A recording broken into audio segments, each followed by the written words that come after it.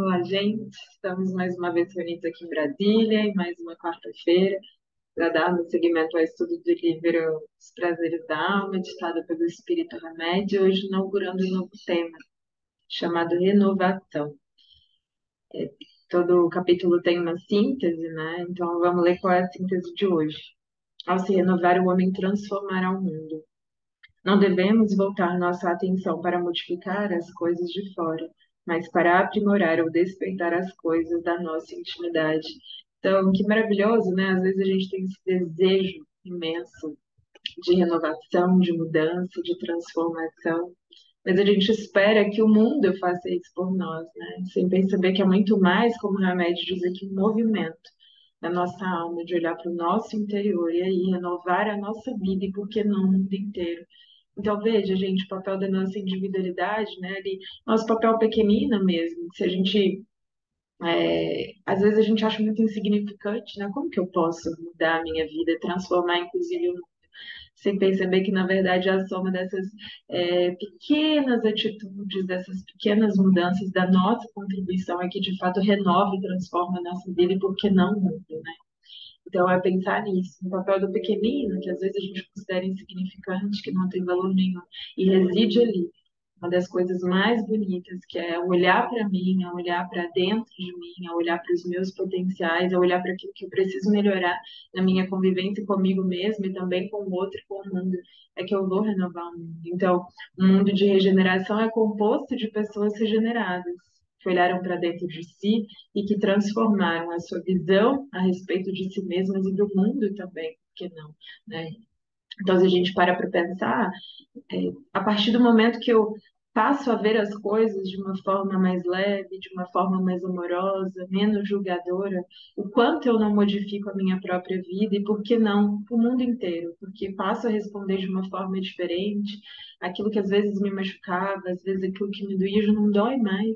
Então é como se num movimento às vezes que a gente não percebe, né, quase invisível, que as coisas estão acontecendo, né, que aquilo que a gente faz está reverberando no mundo, ainda que silenciosamente, ainda que a gente ainda não seja capaz de ter esses olhos espirituais de ver que as coisas estão interligadas, né? Mas está tudo acontecendo e tudo se modificando o tempo todo, para o bem ou para o mal, e isso dita muito de qual é a atitude que a gente tem tomado diante da vida, das pessoas e das circunstâncias, né? Vamos prosseguir. Ressonância vem do latim ressonantia, aquilo que ressoa, que faz eco, que retumba. É um fenômeno físico que ocorre pela propagação de ondas em todas as direções. Pode começar por uma alteração mecânica qualquer, uma janela que bate, uma voz aguda, bater de palmas ou tocar de uma tecla de piano. Essas ondas em movimento é que são ouvidas, é a ressonância. Entretanto, os sons jamais procedem aleatoriamente, pois obedecem a certas leis imutáveis da natureza. Então, não tem como eu tocar um lá e essa ressonância voltar um mi, né? Assim como a gente pode pensar que não tem como eu emanar uma energia positiva para mim e para o universo e para as outras pessoas e isso voltar como algo negativo para mim, né? Então, essa ressonância, ela obedece a certas leis imutáveis da natureza, ou seja, aquilo que vai volta na mesma intensidade, no mesmo grau e da mesma forma, né? Então não tem como eu mandar algo ruim e voltar algo positivo, né? Isso é a ressonância aplicada à nossa vida e também, por que não, aos sons e tantas outras coisas, né? Quando passamos por um extenso vale ou por um penhasco e, por exemplo, emitimos um ruído qualquer, o ricochete da onda sonora faz com que ele seja claramente percebido como um som distinto do transmitido originalmente. O ruído das trovoadas nas montanhas é uma sequência de reflexos que ecoam, constituindo o fenômeno denominado reverberação. Então é bonito, né? Porque é isso, quando a gente passa por esses vales, por esses penhascos, né? É que a gente passa a perceber isso de uma forma mais clara, né? A compreender que está tudo interligado mesmo. Então, um pensamento, que é algo que a gente ainda não consegue visualizar, teria essa mesma função, né? Mas, por exemplo, quando a gente passa por um vale, esses sons que fazem, né? Então, se eu emito um som, ele volta e eu percebo claramente que é essa volta, que não é o mesmo som que ali eu propaguei, né? Mas que ele está voltando na mesma intensidade, no mesmo grau. Então, os pensamentos, na verdade, as nossas atitudes, os nossos atos são da mesma forma. Só que, como a gente não está em um vale, em um penhasco, sempre a gente não consegue perceber esse movimento físico que é a reverberação mesmo, né? Mas que está acontecendo. Ainda que de certo modo invisível para nós, mas isso também está acontecendo com tudo aquilo que a gente pensa, com tudo aquilo que a gente faz, com tudo aquilo que a gente manda ao universo, não é?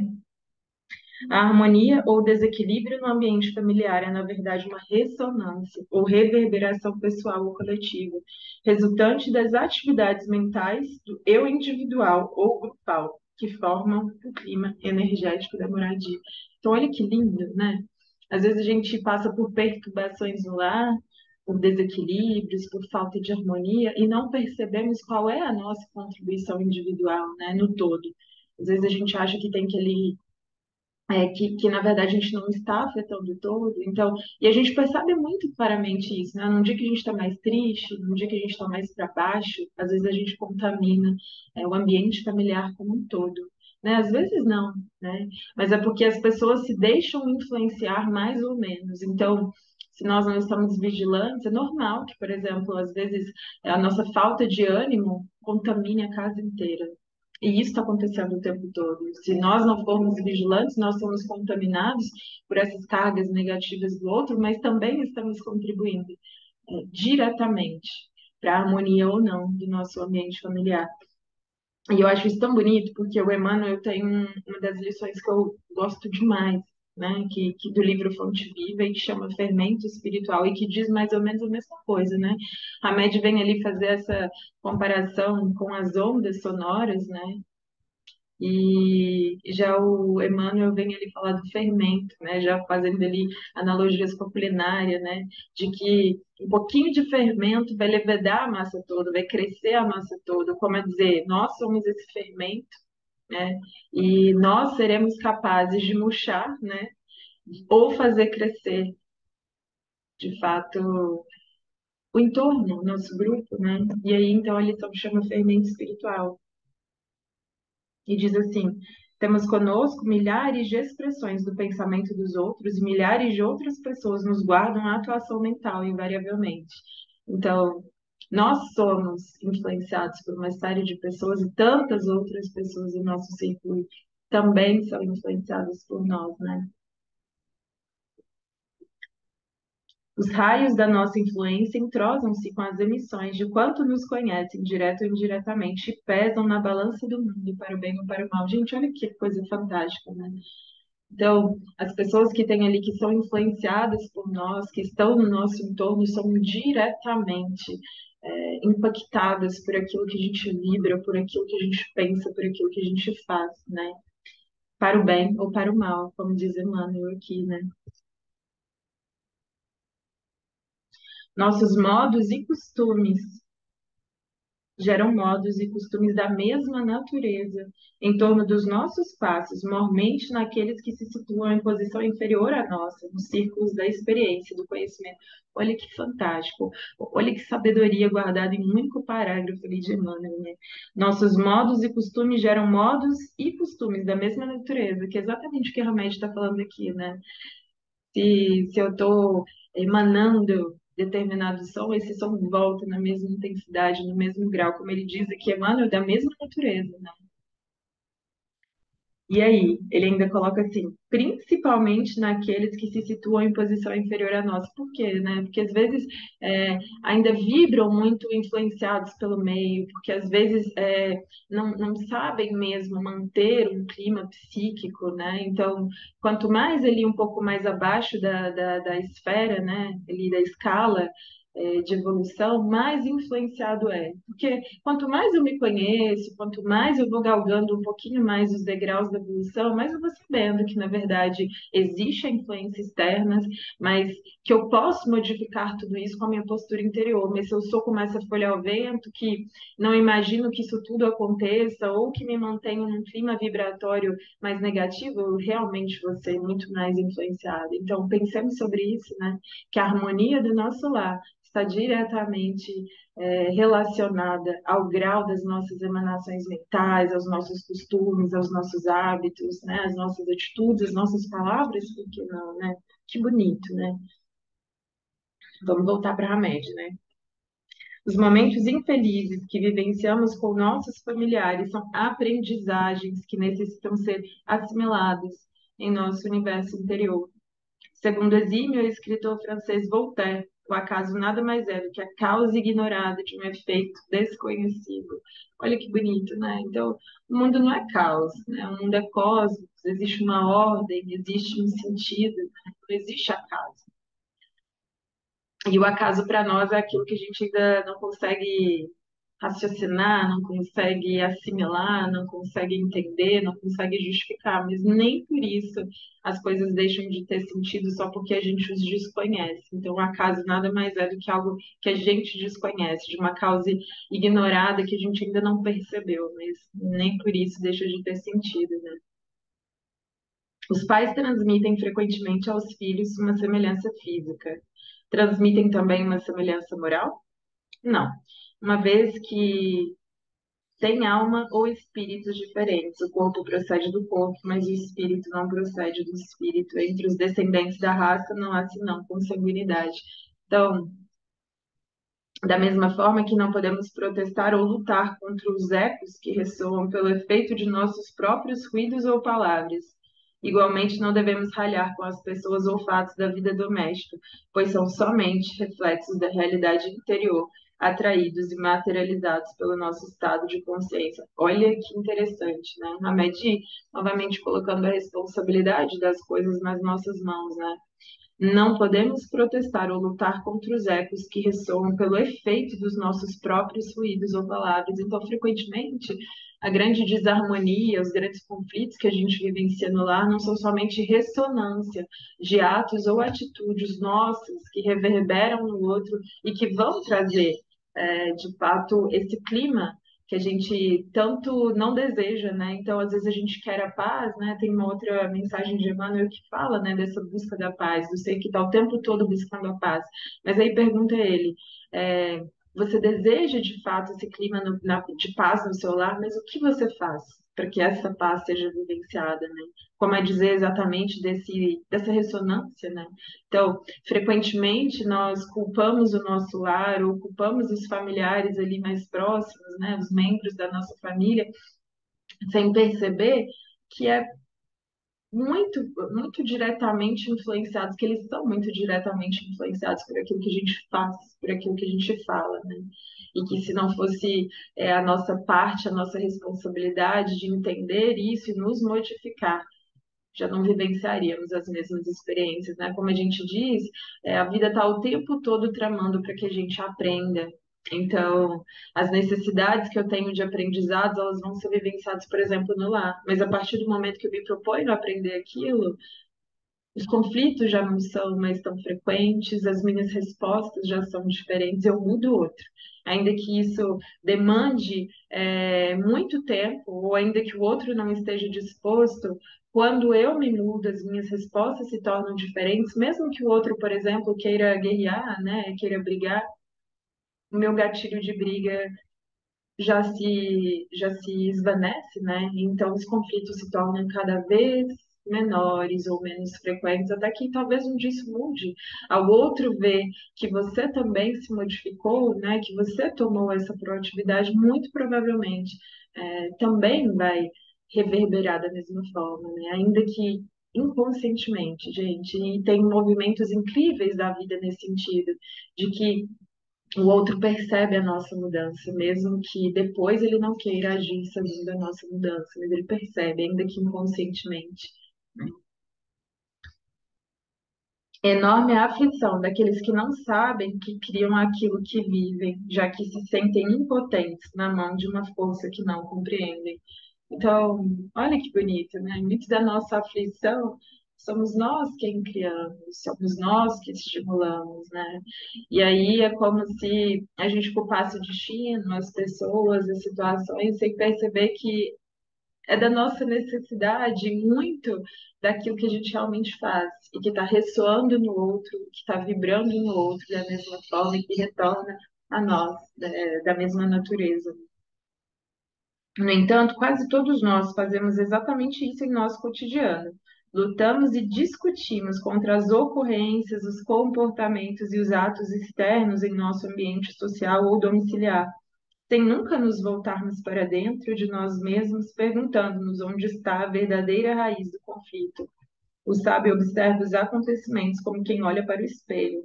Nossa realidade reflete aquilo que somos, né? Então, mais uma outra analogia, espelho, né? Aquilo que eu vivo é aquilo que eu sou, é aquilo que eu emano para o mundo, né? Então, o mundo é o meu espelho. Está o tempo todo me mostrando a respeito de mim mesmo. Então, e eu acho que é uma das grandes chaves, né, que o Hamed traz, assim como, por exemplo, uma corrente filosófica denominada estoicismo, né, é basicamente sobre isso, né? É parar de culpar as pessoas, as circunstâncias, as experiências que a gente vive, né? Parar de culpar o mundo e de repente olhar assim, bom, mas se não existe acaso, se eu acredito em reencarnação, se as coisas têm um sentido de ser, deixa eu olhar para dentro de mim mesmo e ver quais são os gatilhos que eu tenho que faz com que eu vivencie essas experiências, né?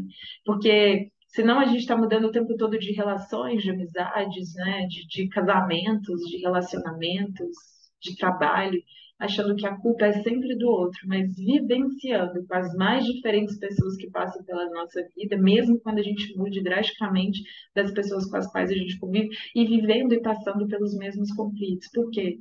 Porque existe algo dentro de nós que faz com que emerja essas experiências, que faz com que a gente vivencie tudo isso dentro de nós.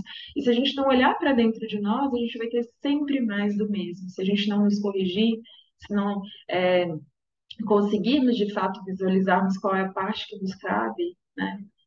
A gente vai estar sempre vivenciando as mesmas coisas e continuando a ocupar o mundo, as pessoas, as circunstâncias. Então, não lutemos contra aquilo que está fora, mas entendamos que aquilo que a gente vivencia do lado de fora é um espelho daquilo que nós somos, daquilo que a gente necessita vivenciar, né? Então, que bonito, sabe?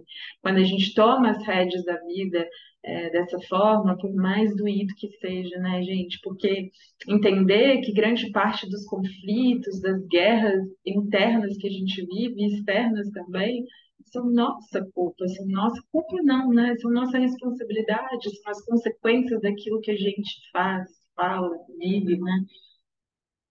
Ninguém em sã consciência brigaria com o próprio ego, pois estaria na realidade lutando contra si mesmo. Então, olha que interessante, né? Se aquilo que eu vivencio do exterior são as necessidades, aquilo que eu sou interiormente, não tenho, eu não teria por que brigar comigo mesmo, né? Porque eu estaria lutando era contra mim mesmo.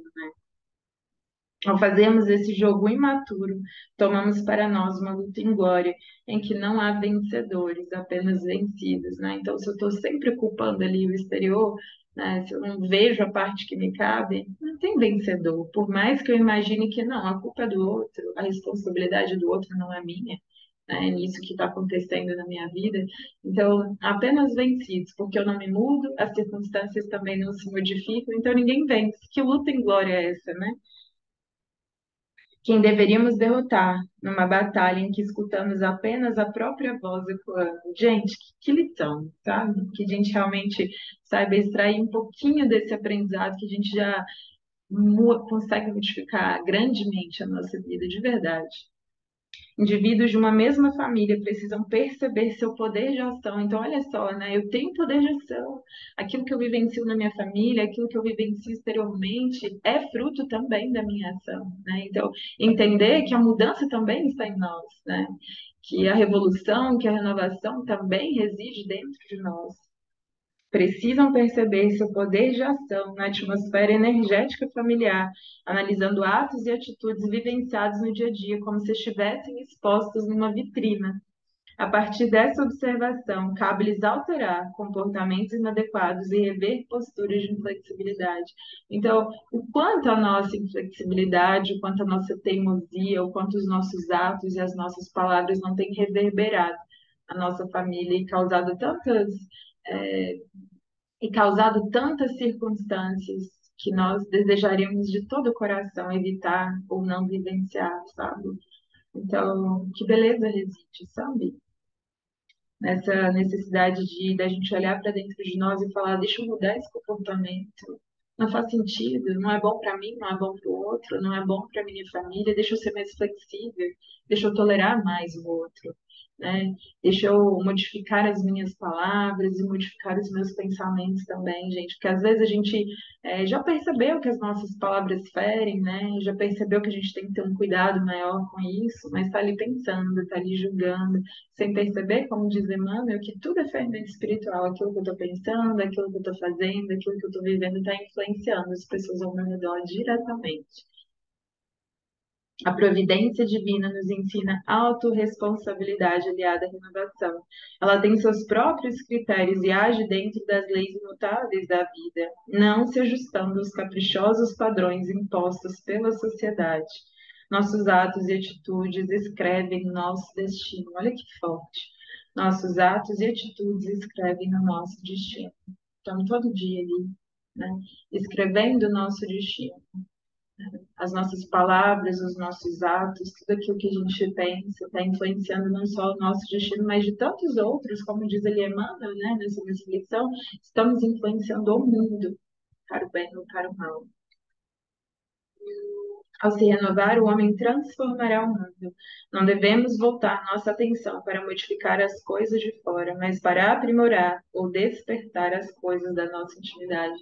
Então, não sei se vocês já perceberam, né, mas nas pequenas mudanças que às vezes a gente já galgou, é de refletir sobre o quanto isso também não está influenciando e às vezes já modificou o outro e a nós mesmos, né? Eu passo a olhar para o outro com mais ternura, com mais bondade, com mais tolerância e tudo muda, gente. O mundo, de fato, às vezes permanece igual, mas nós, ao mudarmos a nossa visão sobre nós e sobre o mundo, tanto muda. E mais, sabe, eu de verdade acredito que todas as vezes que a gente faz esses movimentos de alma, e de renovação, de mudança verdadeira, algo muda no mundo. E algo muda no outro, ainda que ele não perceba, e às vezes que isso demande muito tempo, sabe? Mas da minha própria experiência individual eu vejo isso. Então, recentemente eu viajei com os meus pais e com a minha irmã. E, claro, nós temos as nossas dinâmicas familiares, mas a perceber, assim, que o quanto uma pessoa ou duas pessoas já se dispuseram a fazer melhor, muda o clima. Então, você vai vendo essa boniteza da vida mesmo, de ao eu me modificar, às vezes muito, né, muito ali inicialmente, às vezes outra pessoa ali do grupo familiar também. Gente, o quanto isso não transforma as relações, o ambiente, as pessoas. Então, feliz de ver, sabe, nessa vitrine que ele diz ali, que a gente observe os nossos comportamentos os dos outros e veja essas melhores que também acontecem, sabe? Porque isso nos dá vontade de fazer ainda mais, de pensar, poxa, olha, se eu me mudasse um pouquinho mais, o quanto eu não melhoraria a minha vida, claro. E depois a vida desse meu ambiente familiar que eu tanto amo, que eu tanto prezo, e que estamos aqui nesses laços familiares para fazer exatamente isso, né? Para amar, para aprender a amar, para aprender a nos harmonizar com aqueles que vivenciam conosco, né? O melhor e o pior de nós. É antigo hábito que desenvolvemos de procurar no mundo exterior uma desculpa para tudo que nos ocorre de negativo em nossa existência, culpar os outros pelos que nos acontece, a cultivar uma ilusão de que não somos nós que atraímos nossos conflitos e dificuldades, né? Então o problema está no mundo, nunca é comigo, então não sou eu que estou atraindo as coisas e circunstâncias na vida, né? E a gente cria essa ilusão de que o problema não é nosso, é o outro que tem que mudar, é o outro que tem que ser diferente, né? É preciso entender que as energias mentais que irradiamos são responsáveis por tudo o que atraímos em nossa vida. Gente, olha isso. Vou repetir para que realmente isso fique bem guardadinho ali dentro, principalmente do nosso coração, da nossa alma, né? Dessa nossa parte mais transcendente. É preciso entender que as energias mentais que irradiamos são responsáveis por tudo o que atraímos em nossa vida. Devemos assumir essa responsabilidade perante a nossa própria existência.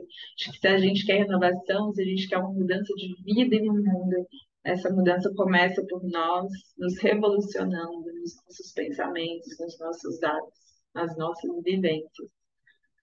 Criamos uma lista enorme de culpados aos quais atribuímos a responsabilidade pelo nosso destino infeliz. Desajustes da família atual, erro das vidas passadas, ações doentias de espíritos perturbadores. Nós, como espíritas, né?